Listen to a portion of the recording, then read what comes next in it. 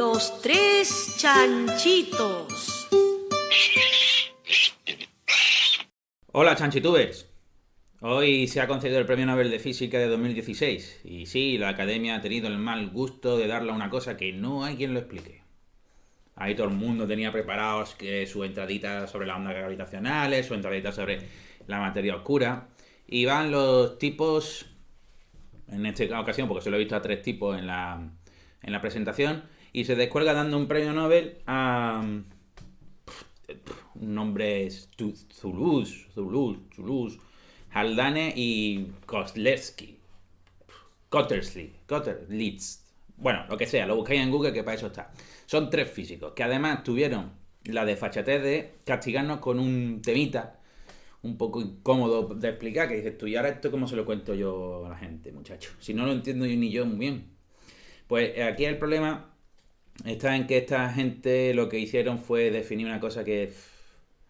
no sé ni si decirlo. Definieron las fases topológicas de la materia. Y estudiaron las transiciones de fase... ¿Qué has dicho? ¿Fase? Topológicas. Topológicas. Sí. Topológica, eso es de topología. Levántate. Fuera. Pero...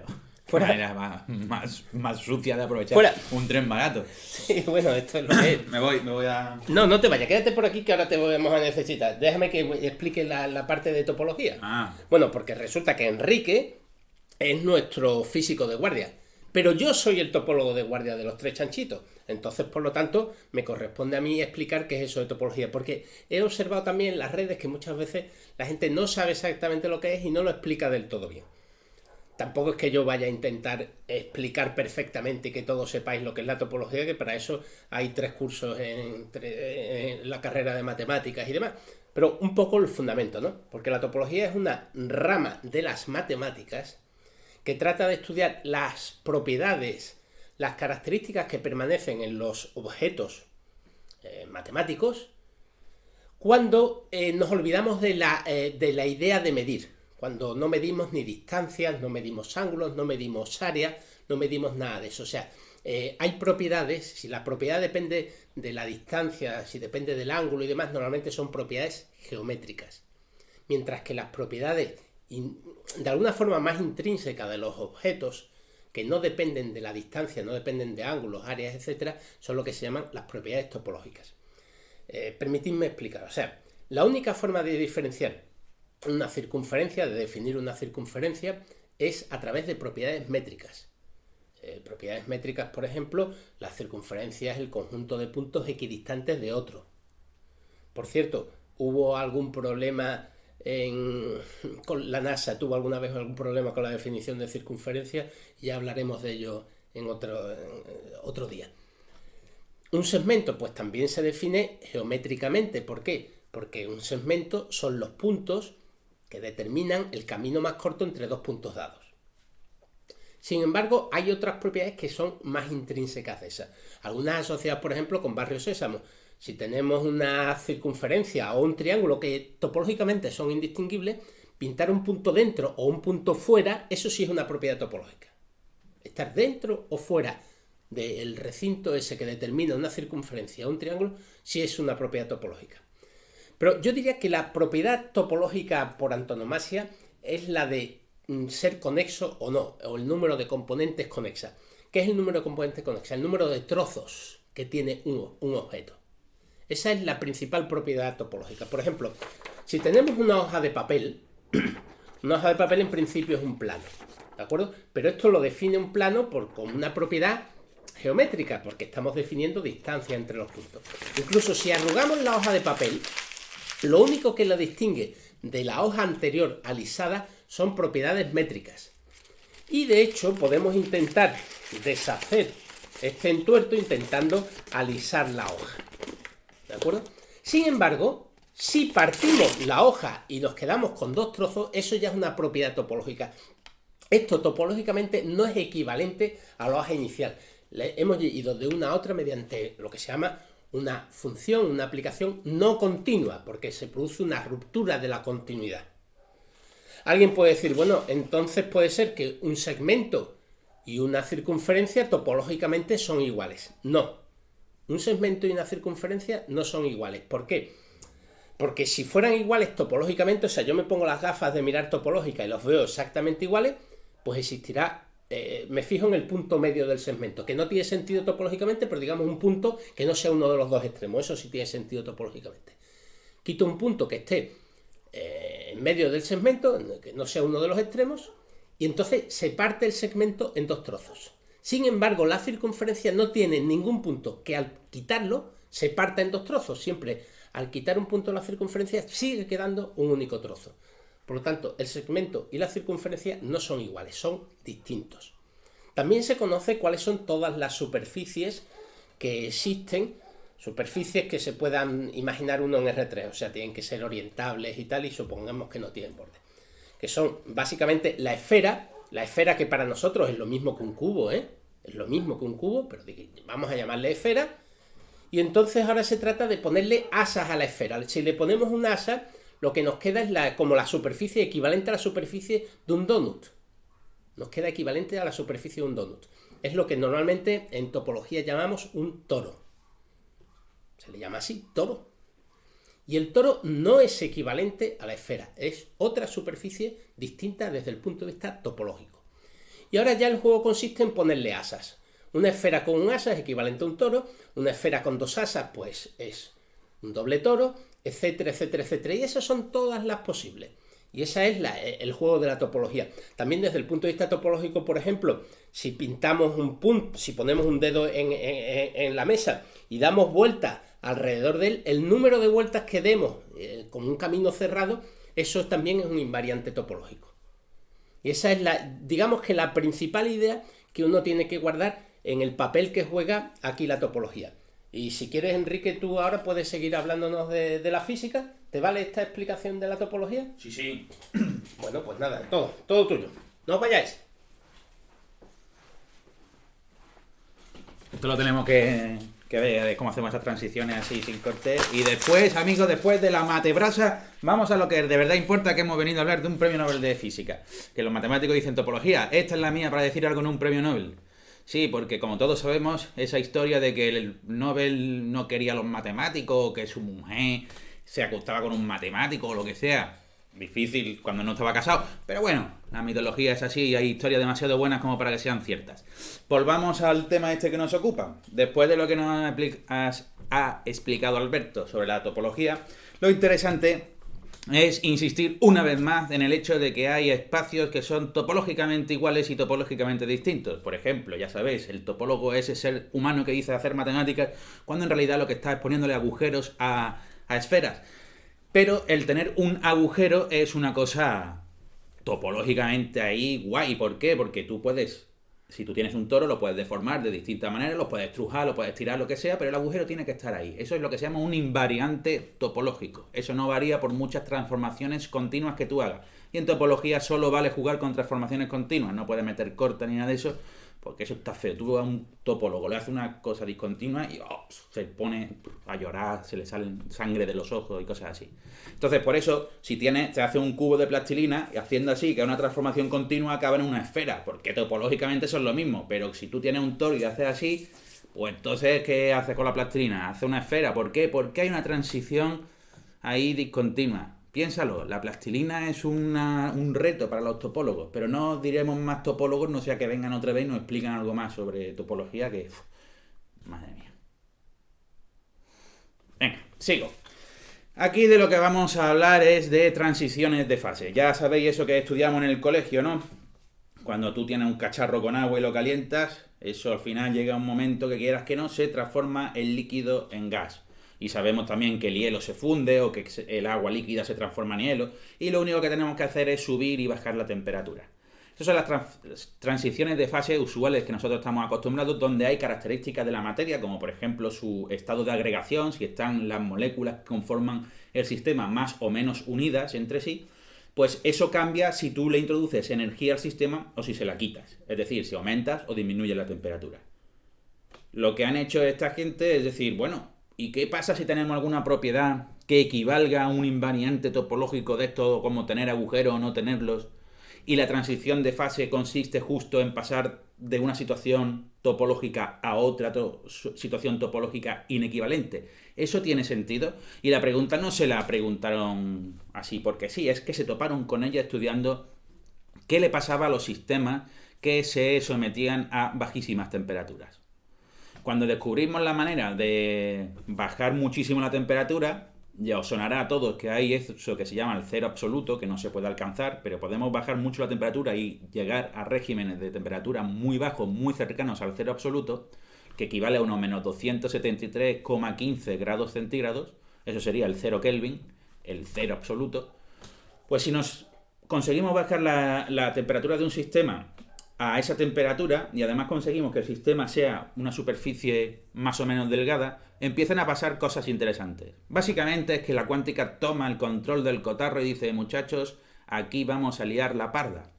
Y lo que pasa son cositas muy tremendas que solo se pueden entender si uno considera que en realidad lo que está pasando ahí, que tú no ves la plaquita que cambie a sólido, a líquido, a gas, ahí no hay ninguna transición de fase aparente como las usuales, pero sí ves cambios en el comportamiento del sistema, por ejemplo, en cómo conduce o deja de conducir la electricidad, en si es superconductora o no lo es, en si es superfluida o no lo es, etc. Tú tienes características que solo puedes explicarlas si por dentro, si en la descripción más íntima del sistema, lo que está operando ahí es una cuestión topológica. Vamos a hacer un ejemplo. La cuestión básicamente se puede ejemplificar con lo que se conoce como el efecto Hall. El efecto Hall es una cosa muy simple, es un juego de niños. Tú coges una plaquita metálica, vamos a imaginarnos que esto es una plaquita metálica. La enchufas por aquí y por aquí, dos cables conectados a una pila. Si esto es metálico, pues por aquí pasa una corriente en esta dirección, porque la pila la he puesto yo para que vaya en esta dirección la corriente. ¿Estamos de acuerdo? Facilísimo. Ahora lo gracioso de verdad viene que si yo pongo un imán perpendicular a la placa, es decir, aquí hay un campo magnético entrando en la placa, entrando o saliendo, como queráis, aparece una cosa guapa, y es que aparece una corriente transversal a la anterior, perpendicular. Y dices tú, ¡buah! ¿Y eso por qué es? Y no sé, pues es simplemente pues porque el campo magnético introduce cambios en los movimientos de los electrones que están dentro del metal y aparece una corriente que antes no estaba. Tampoco es para tanto. Estudié electromagnetismo y solucionado. El caso es que se sabe que la resistencia de la plaquita o el voltaje que admite esa plaquita crece linealmente con la intensidad del campo magnético que tú estés aplicando. Y dices tú, muy bien, linealmente es que describe una línea recta. Pero pasa una cosa curiosa si tú la plaquita esa la sometes a unas temperaturas bajísimas, porque entonces encontráis esta figura de aquí. Esa figura, la línea roja, representa la resistencia que tenemos en la dirección de la corriente de Hall por aplicar un campo magnético, y como se ve, no sigue una línea recta, sino que va dando saltos. Tiene este valor, salta, tiene este valor, salta, tiene este valor, salta. Y además se sabe que eso es una maravilla de la cuestión esta, es que esos saltos están en unos valores concretos de una determinada constante, que es la carga del electrón en valor absoluto elevado al cuadrado partido por la constante de Planck. Esos saltos están al valor 1 por eso, o 2 por eso, o 3 por eso, o 4 por eso. Y decimos, bueno, ¿y qué? La explicación la dieron estos señores en sus distintos trabajos y la relación es topológica. Voy a intentar explicaros por qué es una cuestión topológica. Para empezar, imaginamos que tenemos unos electrones que están ahí, moviéndose por el metal, y a los cuales se le está aplicando una corriente eléctrica en una dirección y un campo magnético perpendicular. Si los electrones están sometidos a una corriente eléctrica, empiezan a moverse, es decir, adquieren una determinada velocidad. Si yo ahora le enchufo un campo magnético, esos electrones, que son cargas, empiezan a describir curvas. ¿Por qué? Porque el campo magnético curva a las cargas de movimiento. Muy bien. Se ve aquí en la imagen. El círculo rojo es un electrón pegando vueltas alrededor de un campo magnético aplicado. Lo tenéis en visión frontal y en versión horizontal para que veáis la maravilla de las representaciones gráficas. Ahora bien, si uno hace eso en el experimento de Hall cuántico, este que estamos viendo, sabemos que los electrones se localizan, es decir, describen lazos unos alrededor de otros. Y resulta que dices tú, bueno, ¿y eso qué tiene de malo? Pues porque, como ha explicado Alberto, si yo tengo aquí un punto y empiezo y defino aquí un lazo, puedo dar una vuelta, o puedo dar 2 vueltas, o puedo dar 3 vueltas. Esos son invariantes topológicos, porque yo el lazo lo puedo estirar todo lo que quiera, lo puedo deformar, pero yo si doy una vuelta en un sentido, eso es un invariante topológico. Por transformaciones continuas no cambia el sentido de giro y el número de veces que yo doy vuelta alrededor del dedo. Pues los electrones hacen eso y se cataloga en este invariante topológico que se puede llamar el número de vueltas alrededor de algún defecto de la red o algún defecto que haya en el sistema. Entonces nosotros podemos definir, si yo tengo aquí un defecto y el electrón está pegando vuelta alrededor de él, puedes darlo en este sentido o en el sentido contrario. Entonces aplicamos y le damos signo positivo a un signo a un sentido y signo positivo a otro y contamos una vuelta o 2 vueltas o 3 vueltas alrededor de ese puntito, ese defecto o lo que sea de la red. Podemos decir, bueno, ¿y eso qué tiene que ver con lo que hemos visto antes?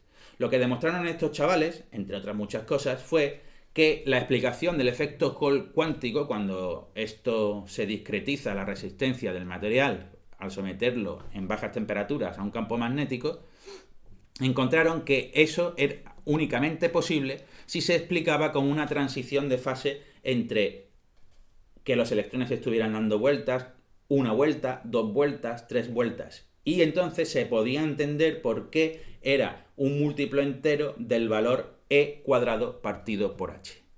¿Por qué? Porque E cuadrado partido por H es lo que se llama la carga del flujo magnético que introduces. Al tú introducir un campo magnético sobre la superficie, estás poniendo puntitos de estos alrededor de los cuales los electrones pueden dar vueltas. Entonces habrá electrones que den una, otros que den 2, etc. Si tú enchufas este campo magnético y lo vas variando continuamente, tienes una región donde la resistencia no cambia. Pero llega un momento en que si cambias el campo magnético se produce un salto, porque has hecho un cambio de fase topológico en el sistema.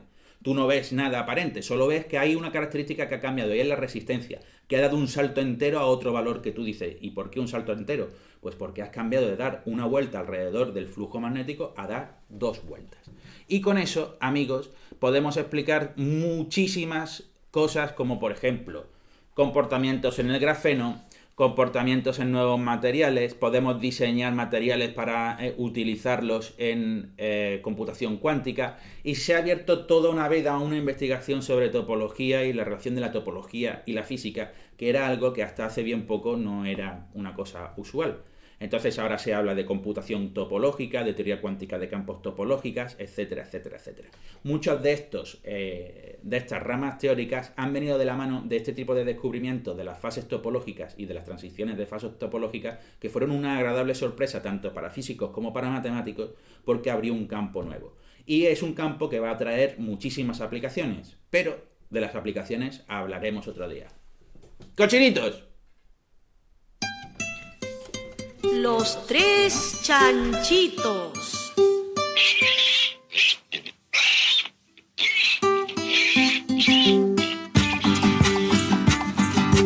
Muy bien.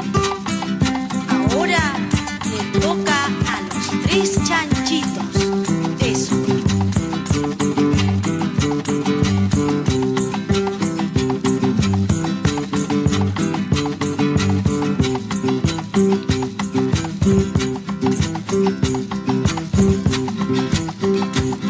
Chanchitos desobedientes sin el permiso de su mamá.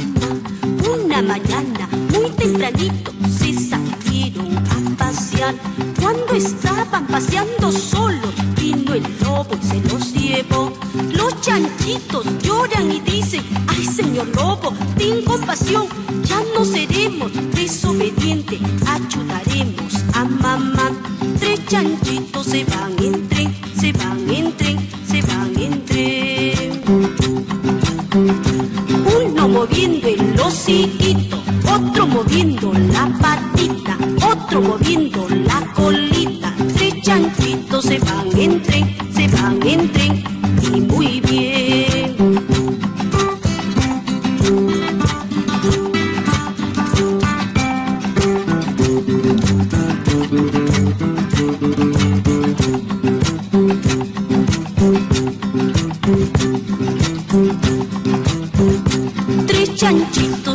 obediente sin el permiso de su mamá.